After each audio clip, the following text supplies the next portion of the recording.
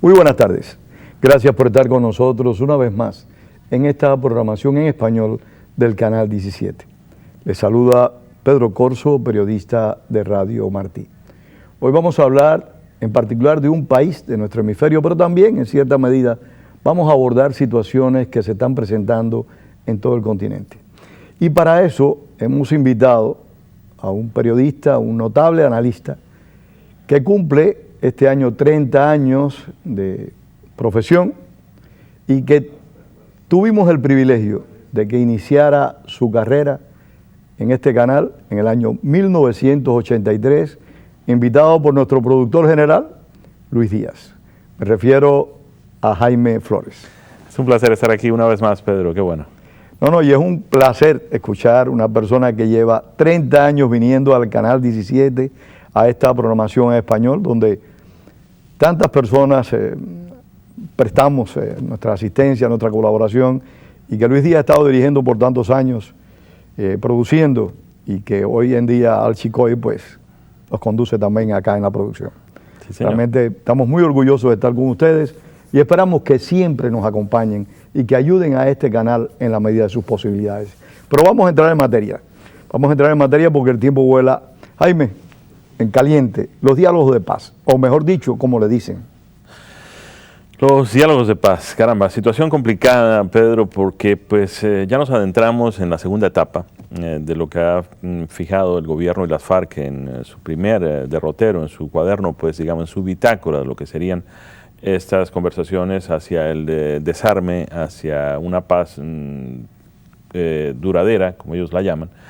Y la verdad es que primero, con mucho alborozo se celebró que hubieran llegado a unos acuerdos en la primera parte, acuerdos que a nosotros nos parecen realmente demasiado aleatorios, demasiado gaseosos, en la medida en que muy pocas cosas están ahí plasmadas que realmente puedan comprometer al Estado, al gobierno y a la población en Colombia. Empezamos una segunda etapa con un argumento que ellos dicen, nada está aprobado hasta que todo esté aprobado, de manera que, pues, ¿qué quiere decir eso? Un solo desacuerdo rompe el acuerdo completo. Un solo desacuerdo rompe el acuerdo total, de manera que lo que eso quiere decir en un lenguaje mucho más claro es que no tenemos nada, porque si a última hora la guerrilla decide que ellos quieren el cargo de presidente de la República, para poner un ejemplo, y el gobierno decide no aceptar eso, pues todo lo demás que se ha venido aprobando inicialmente, pues digamos de manera pues previa, va a quedar en el cesto de la basura. Jaime, pero para muchos de nosotros nos llama la atención, y creo que lo hemos comentado en más de una oportunidad, que el presidente Santos, un aliado del presidente Uribe, un hombre que fue, como bien dijo el difunto Hugo Chávez, en una ocasión el principal enemigo de Venezuela, porque todos estos dictadores se consideran que ellos son el país. Sí, y como el hoy presidente Santos, cuando era alto funcionario del gobierno de Uribe, era el crítico más acerbo del difunto Chávez, Chávez le tenía una mala voluntad muy particular a Santos. De pronto se hicieron amigos al extremo que Santos llegó a decir, mi mejor último amigo. Mi nuevo mejor amigo, justo cuando se posesiona, el 7 de agosto, hace ya prácticamente 3 años. Pedro, la verdad es que uno nos explica una serie de cosas que han venido pasando en esa metamorfosis que ha venido sufriendo el presidente Juan Manuel Santos a lo largo de estos 3 años, que se cumplen el 7 de agosto. Hemos visto un presidente que llegó de ser ministro de Defensa del gobierno del presidente Álvaro Uribe con una serie de éxitos desde el punto de vista militar que le devolvieron al país la confianza en sus instituciones militares. Y lo llevaron a la presidencia. Y lo llevaron a la presidencia. Es decir, a Santos no lo elegimos los colombianos para que se dedicara a buscar diálogos de paz con la guerrilla. A Santos lo elegimos porque veíamos sus credenciales como ministro de Defensa y vimos que había apoyado al presidente Álvaro Uribe en ese proceso que terminó devolviéndole al país algo de tranquilidad, el derecho a poder viajar por las carreteras, el fin de las pescas milagrosas, una reducción significativa en los secuestros, el repliegue de las Fuerzas Armadas Revolucionarias de Colombia, las mal reconocidas FARC, la caída de varios de sus líderes en los campos de batalla y algunos de ellos capturados, en fin, toda esa serie de cosas que se produjeron a lo largo de los 8 años del gobierno del presidente Álvaro Uribe tenían de cierta forma el endoso, la firma del hoy presidente Juan Manuel Santos. Santos, y por eso Santos llega a la presidencia. Está bien, muchos reconocemos que el fin del conflicto en Colombia no tiene que ser 100% militar. Habrá que sentarse en algún momento a negociar con la guerrilla, pero lo que no entendemos muchos colombianos es si este es el momento. Y en cierta medida, cuando una guerra termina, siempre hay que dialogar. Sin duda. O sea, las partes, para lograr firmar un acuerdo de paz, tienen que dialogar y tienen que llegar a arreglos. Mira lo que pasa en Corea, por ejemplo, para irnos un poco lejos. En Corea la guerra de Corea no ha terminado y por eso siguen las situaciones como las vivimos. Simple armisticio y sigue el conflicto.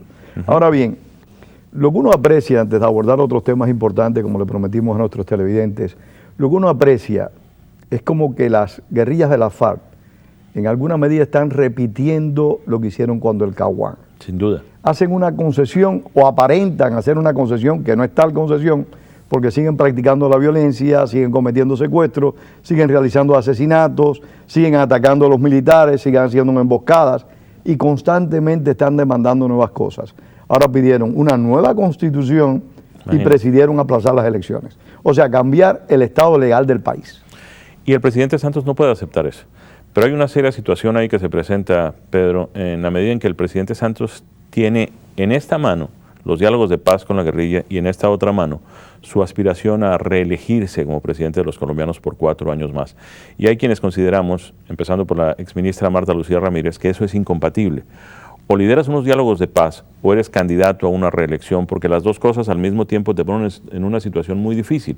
¿Hasta qué punto el presidente se va a ver en la obligación de hacer concesiones con la guerrilla para lucir mejor como candidato y para conseguir ese apoyo de la guerrilla en las zonas donde ellos tienen influencia para una candidatura presidencial? De cierta manera, el argumento de las FARC, que es completamente inaceptable en términos de la postergación de las elecciones, no deja de tener algo de razón, si no podemos aceptar el argumento, pero de cierta forma el presidente Santos en ese momento es incompatible como candidato en su función de líder de un país que está en estos diálogos de paz. Al país no le conviene que el presidente tome decisiones pensando en su candidatura que puedan afectar el resto de nuestra vida constitucional, porque el presidente decidió aceptar unas exigencias de la guerrilla únicamente con el ánimo de lucir bien como candidato presidencial. Nos parece que las dos cosas son incompatibles. Me parece que por el contrario, lo que debería postergarse hasta ver si el presidente es reelegido o no, son estos diálogos de La Habana. Vamos a ponerle a esto un punto, vamos a irnos a lo que nos interesa en este momento, que son las elecciones presidenciales, y una vez sepamos quién va a ser el presidente de Colombia para los próximos 4 años, vamos entonces a reanudar los diálogos, porque en este momento el tiempo que tenemos de una candidatura presidencial, es decir, el tiempo que tenemos de aquí a las elecciones del año que viene, que van a ser en el verano, no es el tiempo suficiente para que se lleven a cabo estos diálogos de paz, que ya sabemos que la guerrilla tiene la intención clarísima de dilatar cuanto sea posible.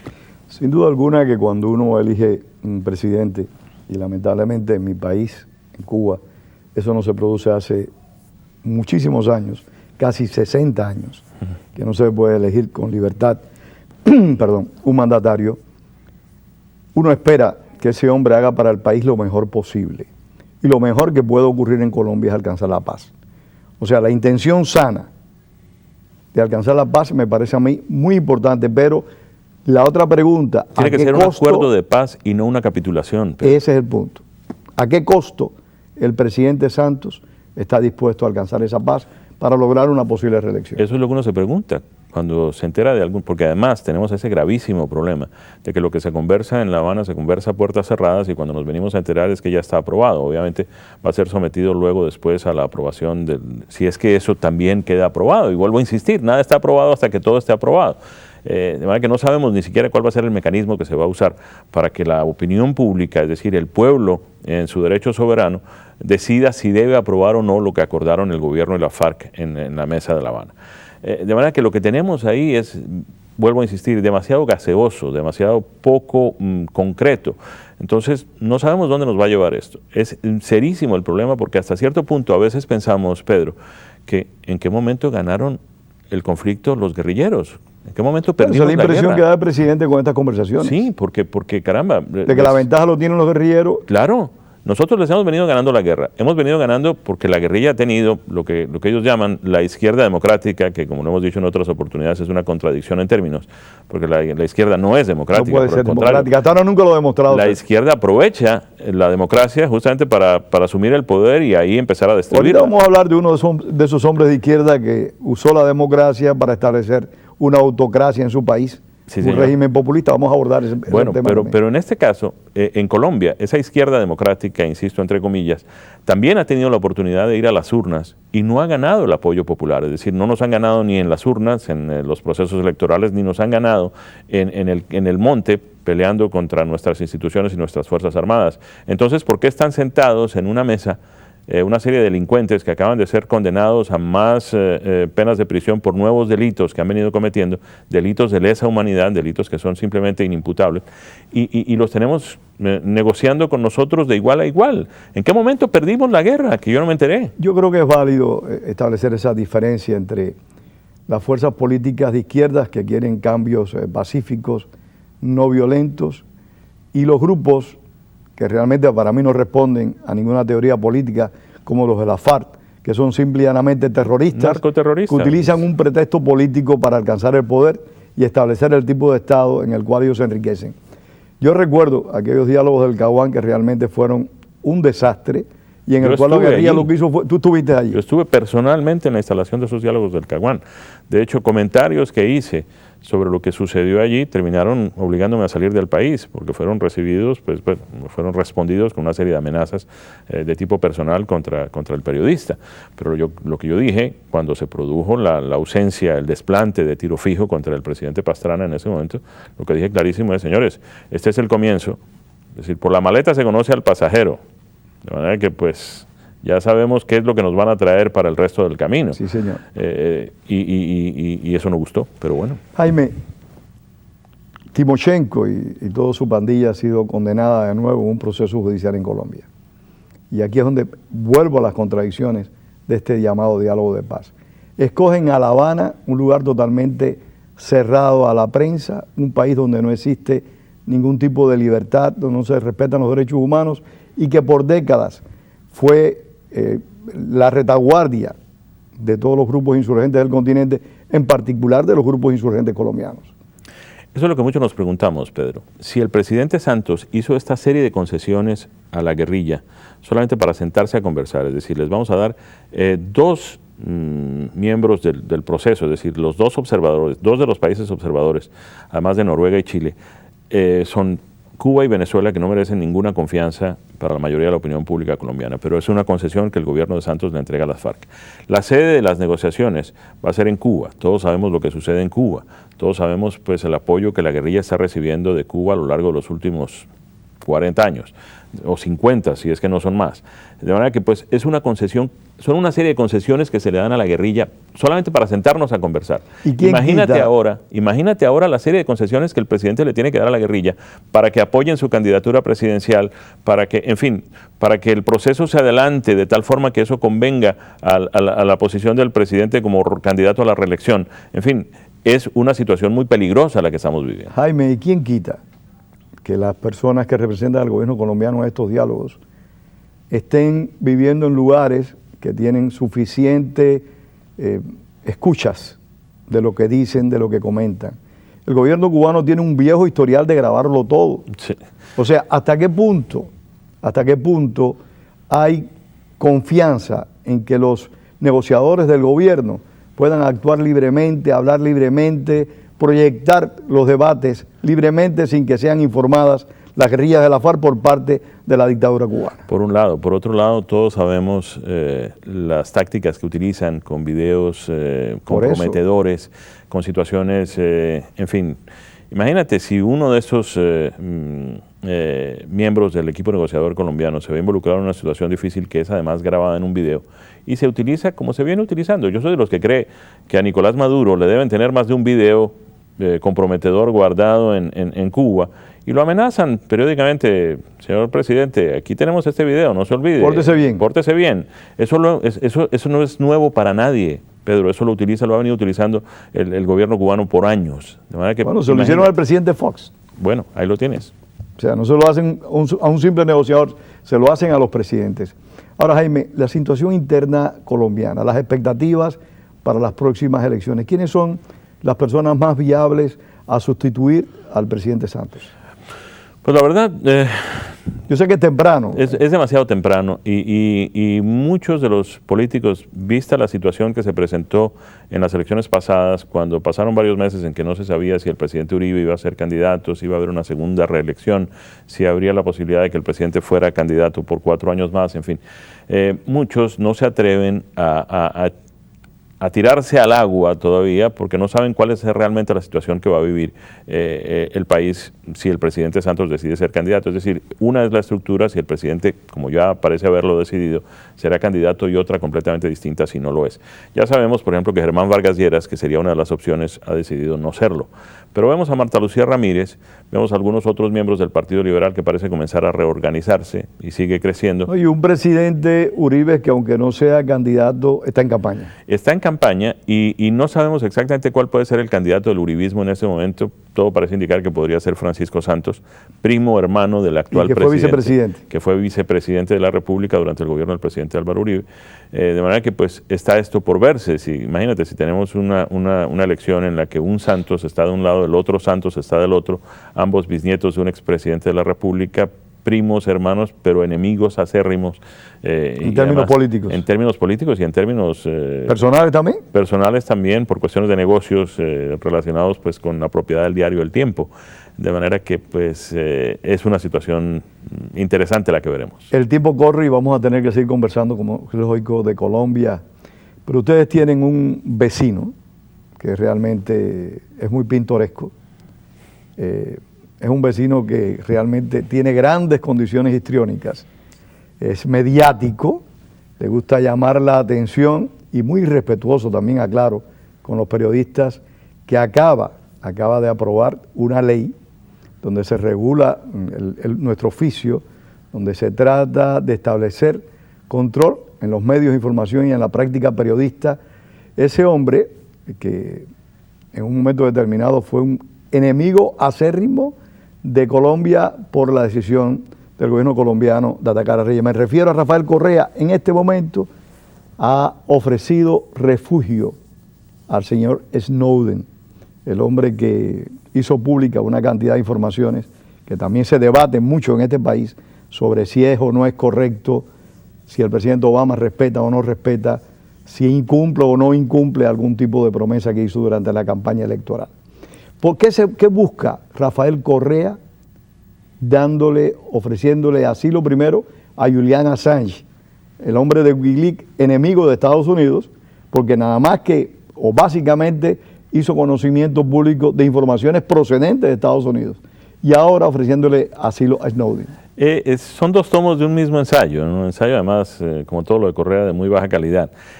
Primero, lo que hizo con Assange, lo hizo con el ánimo de llamar la atención internamente. Ellos se olvidan, estos líderes se olvidan que cosas que hacen a nivel interno, que son medidas que toman de tipo populista para tratar de ganarse un poco el aplauso barato de la multitud ahí en las plazas donde ellos pues deambulan.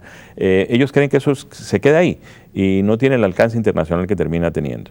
Lo de Assange, él esperaba pues que el gobierno de los Estados Unidos pues protestara y armara, y eso sirviera de moneda de cambio para obtener cualquier cosa a beneficio del Ecuador. Hay que recordar que el Ecuador tiene una economía bastante precaria, entre otras cosas, una economía completamente dolarizada. El Ecuador no tiene una moneda propia. Muy dependiente de la economía de Estados Unidos. Hasta el punto que los billetes que circulan en el Ecuador son los dólares de los Estados Unidos. En Ecuador no hay moneda propia. De manera que tiene una economía colgada de cierta forma de la economía de los Estados Unidos. Entonces ellos usan este tipo de cosas, un poco lo que hacen los líderes norcoreanos desde hace algún tiempo. Hacen una ofensa contra los Estados Unidos en un país donde existe la libertad enorme que existe en donde además hay la polarización entre demócratas y republicanos. No va a aparecer alguien que diga, hombre, pobrecito este presidente de Ecuador, vamos a ayudarle, vamos a darle algo y vamos a quitárnoslo de encima con el tema de Julian Assange. No pasó nada, el gobierno de los Estados Unidos lo tiene absolutamente sin cuidado que el señor Assange esté o no esté en la embajada de Ecuador en Londres, entre otras cosas porque no es Estados Unidos el que está buscando a Assange, es el gobierno de Suecia. Y por una razón, por un cargo de comportamiento lascivo, un delito común, una violación de las leyes de comportamiento sexual suecas, de manera que los Estados Unidos no tiene absolutamente nada que ver con eso. Pero como no pasó nada con eso, él cree que ahora puede escribir un segundo tomo de la misma novela haciéndolo con Snowden. Y va a suceder exactamente lo mismo. Snowden va a quedar enterrado de nuevo, pasando una vida bastante difícil, me imagino, ¿no? quiero imaginarme las condiciones de vida que debe tener una persona como Julian Assange en la Embajada de Ecuador en Londres, pero bueno, me imagino que no deben ser gran cosa. Bueno, yo conozco cubanos que estuvieron asilados en diferentes embajadas latinoamericanas por años. Y ellos me han contado que la vida se hace extremadamente miserable. Sí, claro. Y Snowden está refugiado en la parte donde los pilotos, tengo entendido, en el aeropuerto del Sheremetyevo, donde los pilotos descansan. Ahora, no comparto tu punto de vista de que Estados Unidos en relación a Snowden van a actuar de la misma manera que lo hicieron con Assange. Recuerda que Snowden está siendo acusado directamente por Estados Unidos, está siendo buscado por espionaje, por delatar, por hacer pública una información que nosotros podemos o no considerar que viola o no los derechos humanos. Hay un tema ahí, Pedro, que yo quisiera ver cómo evoluciona con el paso del tiempo, y es el que tiene que ver con la opinión pública. Hay un segmento, más de la mitad, de acuerdo con... Y las encuestas son, como ya lo hemos dicho en otras ocasiones, son chorizos que hay que ver cómo se hacen. Chorizos que hay que ver, es mejor saber cómo se hacen. Es mejor no saber cómo se hacen porque si no, no te los comes. Pero con las encuestas pasa algo similar. Y la encuesta más reciente que tuve oportunidad de leer sobre este asunto dice que más del 53% de la población de los Estados Unidos considera que lo que hizo Snowden no es necesariamente un delito. Hay que ver cuál va a ser el gasto político que va a tener la Casa Blanca si decide empujar este tema de Snowden, entre otras cosas, porque cada vez que se habla del tema de Snowden, está bien, era un funcionario del gobierno de los Estados Unidos a través de un contratista.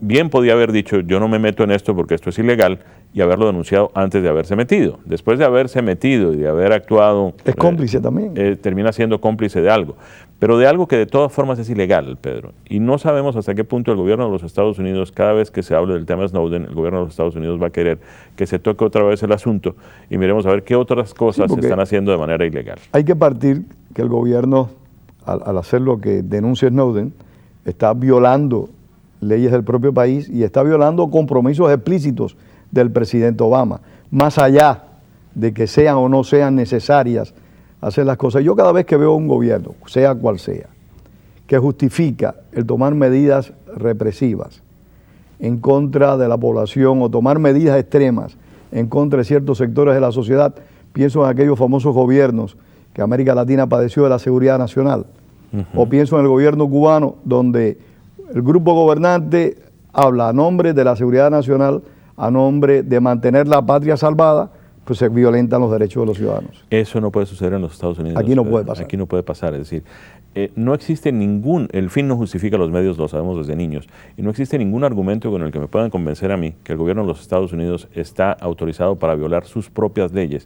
Imagínate el precedente que sentarías cuando es que mis intenciones eran estas, es que los resultados que hemos producido son aquellos. No, señores, ustedes violaron la ley también. Es decir, simple y llanamente. Yo no me puedo decir, señor policía, mire, yo me pasé el semáforo en rojo, pero es que la intención que yo tenía era justamente, mire, lo libré a usted de haber tenido que evitar un congestionamiento allá. No, usted se pasó la señal en rojo y no ha debido hacerlo. La ley establece que si usted hace eso tiene una multa. La intención que usted haya tenido, los resultados que posteriormente puedan producirse por el hecho de que usted haya violado la ley, no justifican el hecho de que usted la haya violado. Y no cabe duda que el ejercicio libre del periodismo y el intercambio de información afecta a muchos gobiernos, incluidos los más democráticos como este país, porque todo gobierno tiene cosas que no quieren que se sepan, por una parte, o que realmente no le conviene al país que se sepan, porque lo que esté investigando un cuerpo policial no lo puede hacer público. Eso es una realidad, y menos un servicio de inteligencia. De manera que para concluir el tema de Snowden, Pedro, a mí me da la impresión de que el gobierno de los Estados Unidos va a tener que sopesar cuál de los dos males es el menor. Si simplemente negociar con un gobierno extranjero, un tipo de amnistía para Snowden, qué sé yo, un tipo de simplemente perdón y olvido, o vamos a dejar las cosas como están, o simplemente seguir adelantando el tema. El caso se vaya desgastando. Y sí, que el caso se va desgastando, como se han desgastado bueno, otros. Eso es una realidad, lo que tú decías hace un rato, antes de empezar el programa, de una joven que grabó un video y que lo ha visto una gran cantidad de personas en muy poco tiempo. Hoy en día el flujo de la información es tan intenso, es tan grande que un escándalo acalla el otro, y por eso aquí mismo vamos en el condado cómo se producen escándalos que realmente son rápidamente olvidados, pasados por alto porque se produce otro escándalo. Pero regresemos en este poco tiempo a Correa. ¿Tú no crees que Correa, aparte de proyectar con este tipo de actuación su imagen hacia adentro del país, la está proyectando hacia el resto del continente como para que en alguna medida, por supuesto no tiene los recursos del difunto presidente Chávez. En alguna medida tratar de asumir el liderazgo que el presidente Chávez tuvo. Sí, y tengo la impresión de que Correa compite de cierta forma con Maduro por eso. Es decir, insisto, la chequera de todas maneras, como tú bien lo dices, la tiene en su gaveta el presidente de Venezuela, el señor Maduro, y la chequera es con la que se costean todo este tipo de cosas. Pero al lado de la innegable incapacidad y torpeza de Nicolás Maduro, el liderazgo de ese socialismo del siglo XXI tiene que caer en manos de alguien. ¿Quién es? Evo Morales, evidentemente no. Daniel Ortega, mucho menos. ¿Cuál es el único que podría de alguna forma decir 4 o 5 cosas que tengan sentido?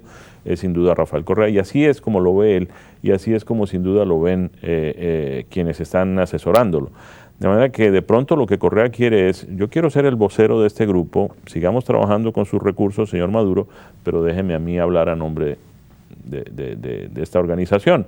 Y si eso llega a producirse, tendríamos una situación todavía más confusa, porque eso sacaría de cierta forma a Maduro del panorama de la luz, y le permitiría a Maduro seguir cometiendo menos errores, que es lo que de alguna forma está fortaleciendo el resto del chavismo en Venezuela, que quiere un chavismo sin Chávez, ya que no existe, pero también sin Maduro. Que tal vez de pronto a Maduro le conviene que bajar el perfil y que las cosas que hay que decir a nombre del grupo las siga diciendo Correa, que de alguna forma comete menos errores, es decir, dice menos sandeces que Maduro. Lo que sí hay es una realidad. El continente realmente, como dijo Eudosio Rabines en su momento, está en erupción.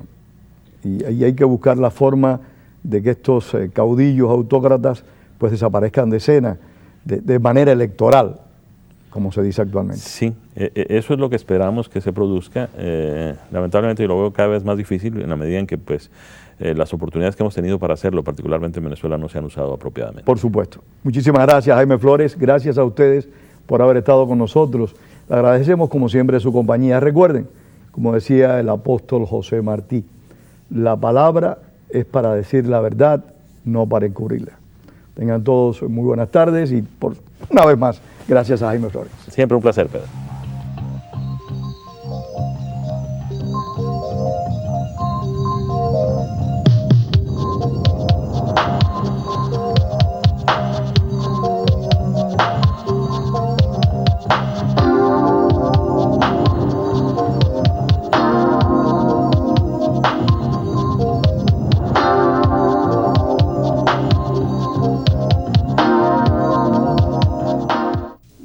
Yo no puedo donar mucho. ¿Qué diferencia hiciera mi donación?